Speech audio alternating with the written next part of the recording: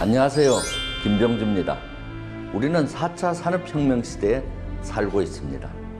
신상품이 출시되는 속도는 날로 빨라지고 대다수 기업들은 이런 경쟁에서 살아남기 위해 필사적인 노력을 기울이죠.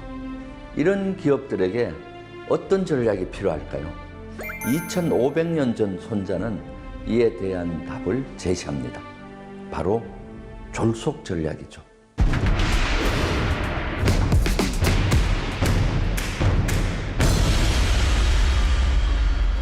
여러분, 졸속이라고 하면 어떤 생각이 먼저 떠오르십니까? 바로 부정적인 생각부터 떠오르시죠? 졸속행정, 졸속공사, 졸속처리, 대개 이런 단어들이 떠오를 겁니다. 실제로 졸속의 사전적인 의미는 일을 지나치게 서둘러 처리해서 결과가 어설프다는 것이죠. 그런데 때로는 졸속으로 해야 오히려 좋은 성과를 거둘 수 있다는 사실 아십니까? 특히 손자는 전쟁만은 졸속으로 해야 한다고 했습니다. 이게 무슨 의미일까요? 바로 전쟁 중에 준비가 덜 됐더라도 기회가 오면 바로 졸속으로 전투를 개시해야 한다는 걸 뜻합니다. 그리고 전쟁 목적이 어느 정도 달성되면 빨리 끝내는 것을 의미합니다. 전쟁은 수많은 국민의 소중한 목숨을 앗아가고 예산 소모가 극심해 경제적 손실도 매우 크죠. 건물과 자연이 파괴되어 국토가 초토화됩니다. 그래서 손자는 전쟁은 속전속결로 끝내야 한다고 늘 강조했습니다. 즉, 장기전을 피해야 한다고 말입니다. 완전한 승리를 하려면 지속해서 전쟁을 끌면 피해가 막심해지죠. 승리를 하더라도 바로 국가적인 위기로 연결될 수 있는 겁니다. 그런 틈을 타서 제3국이 공격해오면 대응이 더욱 힘들어지겠죠. 어렵게 얻은 전쟁의 승리의 이득이 없어지는 셈입니다. 그러므로 전쟁은 졸속으로라도 속전속결로 끝내야 합니다. 그럼 전쟁에서의 졸속은 좋은데 행정에서의 졸속은 왜 나쁠까요? 전쟁은 싸울 상대가 있는 반면 행정은 싸울 상대가 없기 때문입니다. 경쟁 상대가 없는 경우에는 급하게 서두를 필요가 없습니다. 그래서 행정은 신중히 생각하고 어떤 문제점이 있는지 검토해야 합니다.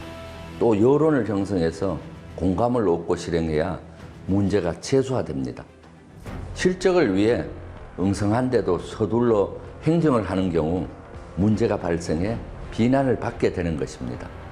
예컨대 지자체에서 지역의 도로나 시설을 건설하거나 정비할 때 성과를 빨리 내려고 졸속으로 시행했다가 나중에 문제가 생기기도 합니다. 그러나 전쟁이나 경쟁은 상대가 있습니다. 내가 준비한다고 시간을 보내면 보낼수록 상대도 그 시간만큼 취약점을 보완하고 강해집니다. 상대와 시간의 함수가 존재하는 것입니다. 적이 강해지는 시간을 벌게 해주면 전투가 어려워지고 양쪽 모두 피해가 커집니다. 그만큼 시기가 중요하기 때문에 때를 아는 감각이 필요합니다.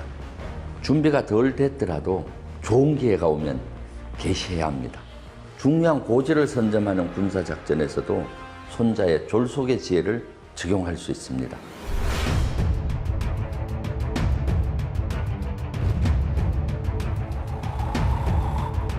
중요 고지를 선점하는 일은 부대 방어에 중요한 일이죠. 한 보병대대가 어떤 산을 방어하라는 임무를 받았다고 가정해 봅시다. 이런 상황에서 대대장은 부하들에게 철저한 준비를 요구하겠죠.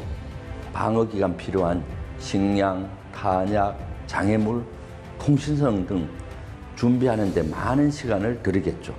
그런데 대대 전체가 방어 준비물을 다 갖추고 주둔지를 나서려면 시간이 많이 소요됩니다. 만약 그 사이에 적군이 일개소대나 중대라도 먼저 고지를 선점해버리면 어떻게 될까요?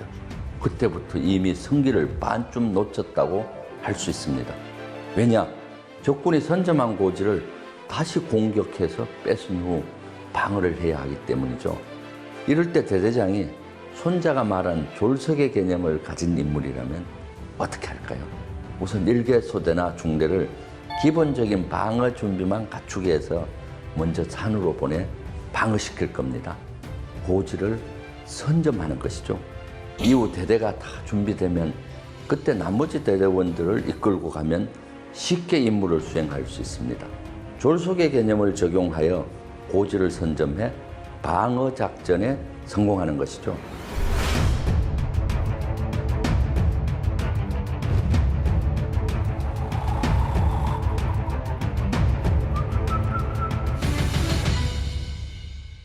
이러한 졸속을 통한 선점 효과는 기업에도 적용됩니다. 지금은 4차 산업혁명 시대입니다. 변화 속도가 빠르고 그 폭은 넓죠. 이처럼 모든 것이 빨리 이루어지는 시대에 완벽히 준비해서 시행하려고 하면 이미 늦습니다. 이 시대는 졸속 전략이 필요합니다. 경쟁사보다 먼저 신제품을 출시하고 지속해서 보완하고 발전시키는 것, 바로 졸속의 지혜를 갖춰야 하죠. 오늘날 삼성 스마트폰이 애플과 더불어 세계 모바일 시장을 선점할 수 있었던 비결은 무엇이었을까요? 바로 변화하는 시대에 맞춘 신제품을 발빠르게 시장에 선보였기 때문입니다. 아날로그 시대에 일본 전자기업은 기술적인 면에서 앞서 나갔습니다.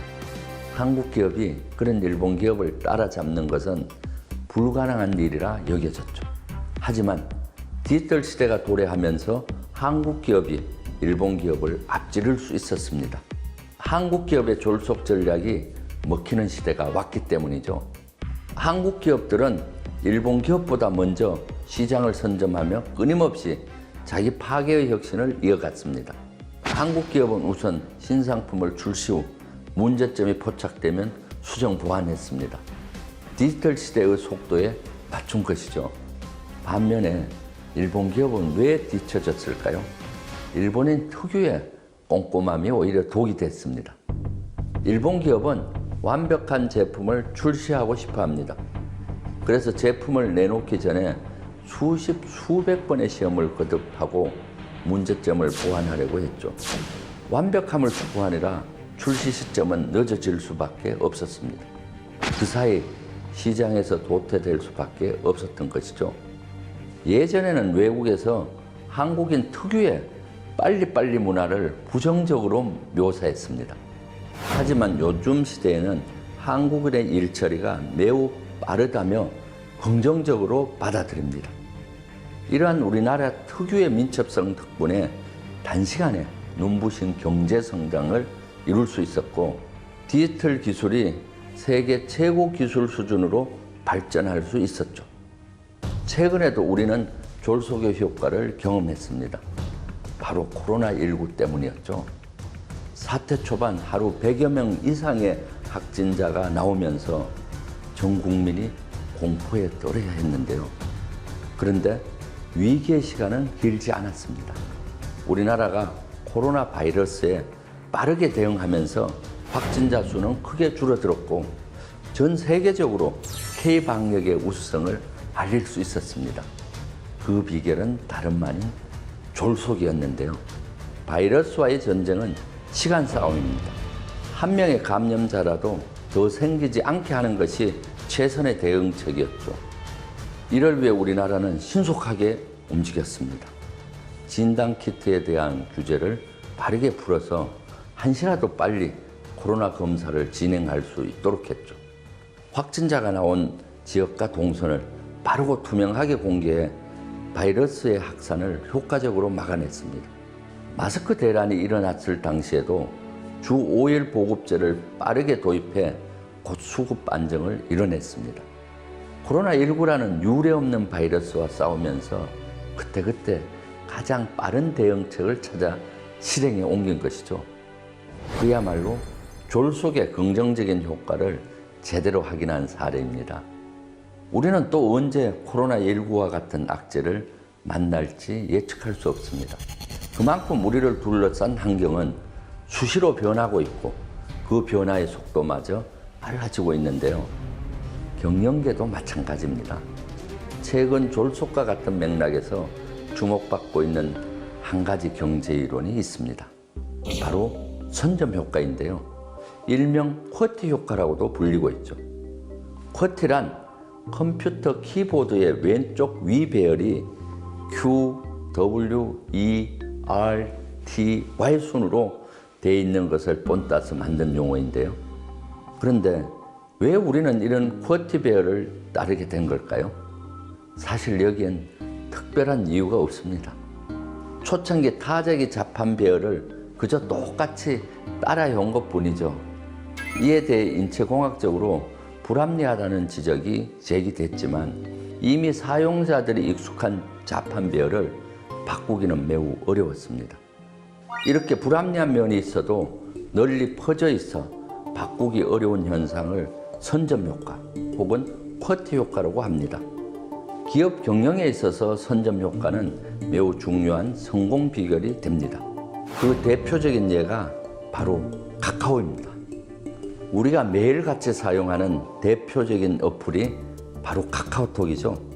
그런데 카카오는 어떻게 카카오톡이란 서비스로 전 국민의 마음을 사로잡을 수 있었던 걸까요? 다름 아닌 선점 효과가 통했기 때문입니다. 김범수 형 카카오 의장은 일찌감치 모바일 커뮤니케이션 서비스가 곧 대세가 될 것임을 간파했습니다. 그래서 재빨리 카카오톡 서비스를 시장에 내놓게 되었죠. 그는 4명의 팀원에게 2달 안에 서비스를 만들라는 사회법칙을 지시했습니다. 파격적인 전략이었죠. 그리고 6개월도 되지 않은 2010년 3월 18일 모바일 서비스 메신저 카카오톡을 출시했습니다. 그 결과는 어땠을까요?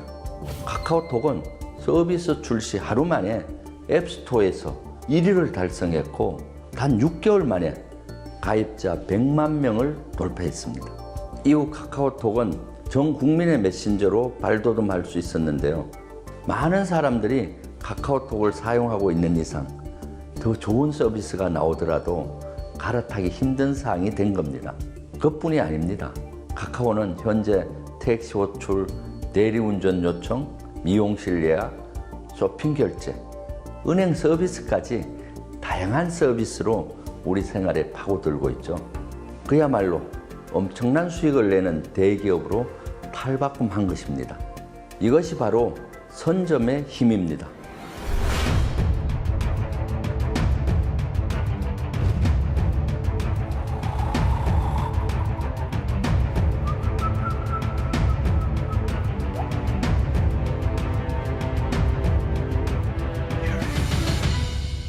지금까지 졸속에 대해 알아봤는데요. 이는 준비와 가정상에서의 졸속이었습니다. 아직 상세히 말씀드리지 못한 졸속이 또 있습니다. 바로 목표에서의 졸속입니다. 혼자는 전쟁을 할 때 어느 정도 목표가 달성되면 졸속으로 마무리해야 한다고 했습니다. 이것이 목표에서의 졸속입니다. 실제 독일의 사례를 한번 보겠습니다.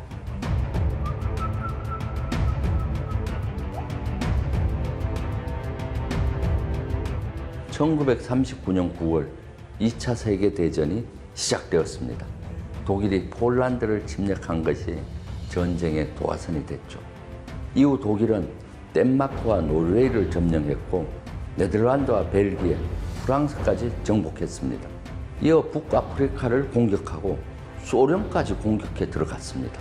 히틀러의 야욕은 독보섬처럼 점점 자라기만 했고 그의 이상의 제동을 거는 사람은 없었습니다. 하지만 히틀러는 끝내 자신의 야욕을 실현시키지 못했습니다. 전쟁이 장기화되면서 독일의 국력과 군사력이 갈수록 약해졌고 결국 1945년 연합군에 패배하고 말았죠.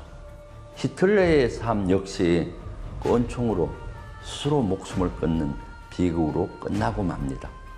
만약 히틀러가 전쟁을 조기에 스스로 멈췄다면 독일과 그의 운명은 어떻게 달라졌을까요? 이 질문의 답을 찾기 위해서 또 다른 전쟁의 사례를 살펴보겠습니다. 바로 1991년에 일어난 걸프전인데요. 이라크의 사담 후세인이 쿠웨이트를 점령하면서 전쟁이 시작됐죠. 이에 미국을 중심으로 한 총 34개 국가가 1991년 1월 17일부터 2월 28일까지 이라크를 상대로 전쟁을 치렀는데요. 전쟁에 걸린 시간이 총 40여일에 불과했던 겁니다. 미국 주도의 다국적군은 이라크군을 쿠웨이트에서 축출하고 이라크 중간쯤 갔을 때 과감히 전쟁을 종결했습니다. 당시 전 세계는 다국적군이 이라크를 완전히 점령하지 않은 것에 대해 의아하게 생각했죠. 하지만 다국적군은 쿠웨이트에서 이라크군을 몰아내는데 성공했습니다. 그리고 다시는 중동을 위협하지 못할 만큼 이라크군을 무력화시켰습니다. 그래서 소기의 목표를 달성한 만큼 더 이상의 전쟁은 의미가 없다고 판단한 겁니다. 그 결과 국제사회와 유가, 세계 경제도 빨리 안정을 되찾을 수 있었습니다. 이처럼 독일과 미국의 엇갈린 운명만 봐도 전쟁에서의 목표의 졸속이 왜 중요한지 확실히 알 수 있습니다.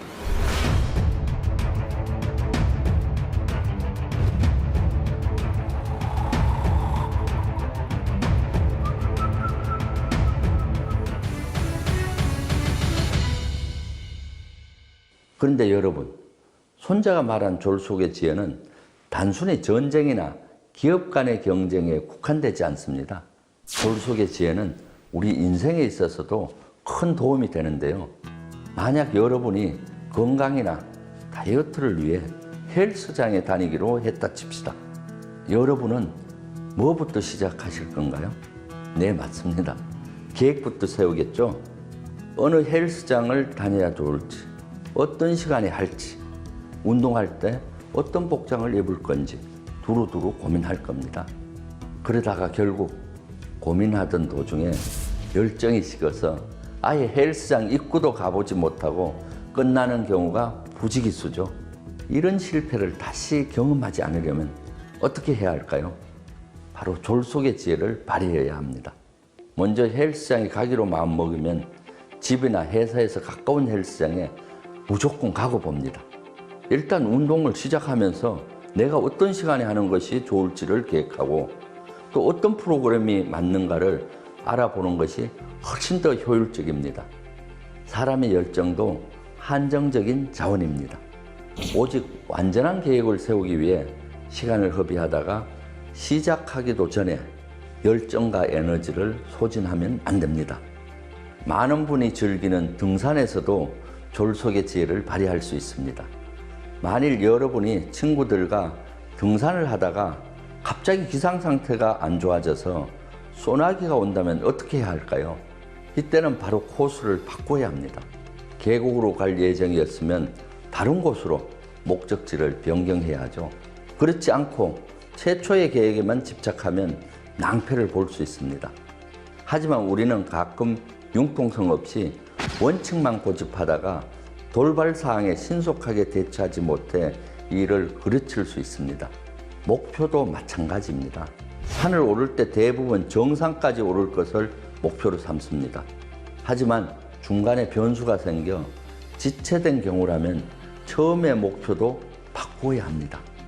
만약 무리해서 정상까지 올라가면 하산할 때 어둠을 만날 수도 있습니다. 또 길을 잃어 공경에 처할 수도 있습니다. 이럴 때는 중간까지 갔다가 가감히 내려와야 자신을 온전하게 지킬 수 있습니다. 온전하면은 나중에 다시 올라갈 기회가 생기지만 위험에 빠지면 그런 기회는 다시 오지 않을 수 있습니다. 공부할 때도 졸속의 지혜를 활용해 보세요. 어느 대학의 통계 자료에 의하면 박사과정을 수료하고 실제 박사학위를 취득한 인원은 약 30%밖에 안 된다고 합니다. 왜 이런 결과가 나왔을까요? 박사학위를 받기 위해 3년 동안 열심히 공부하고 시간과 돈을 투자했는데 왜 끝내 박사학위를 따내지 못하는 걸까요? 박사학위를 받기 위해서는 박사 논문을 작성하고 패스해야 합니다. 그런데 박사학위를 받지 못하는 대부분은 박사 논문 작성에 지나치게 부담감을 느끼는 경우가 많습니다.